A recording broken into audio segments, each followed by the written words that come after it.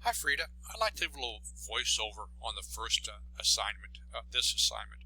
I like to look at the form first because the format, the AP format, the set of Dewey, it always goes back to Dewey. I love that.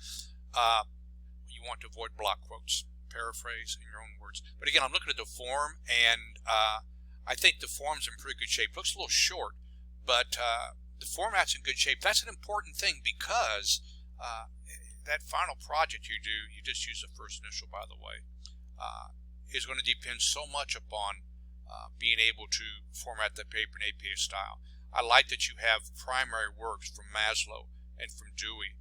Those use of primary source, such an important part of this. It does look a little short, but let's see what the content is.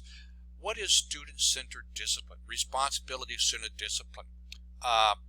That's the first thing I think you should do.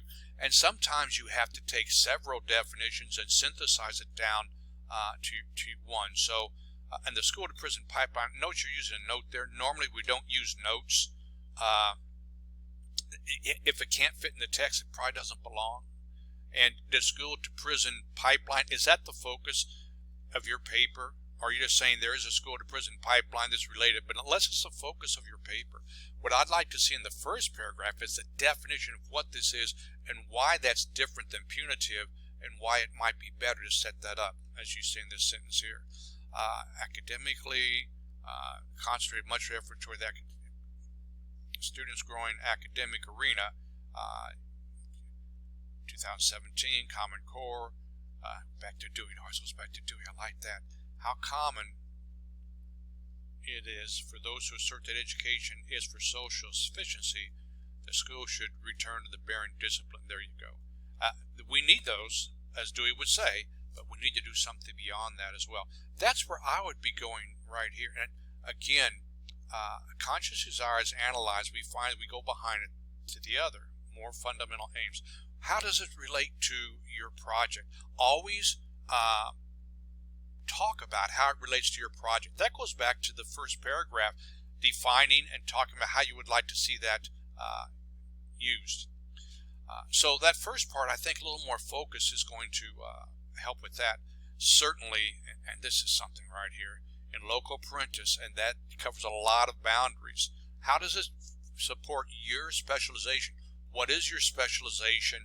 How does this aspect of it relate to this? So that's part.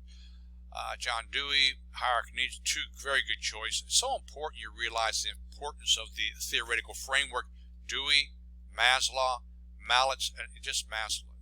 Take article out. Mallett supports this direction. So you have great perspective. Here are two primary sources. Here's a secondary source that helps us understand it.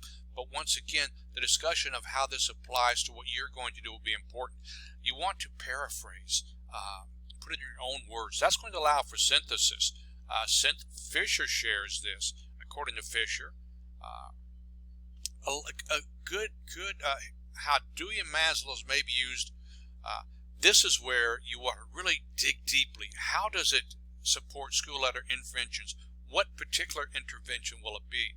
I think you've got a good framework, a good understanding of how to choose the theoretical framework. I hope my feedback's been helpful as you continue to work on your project.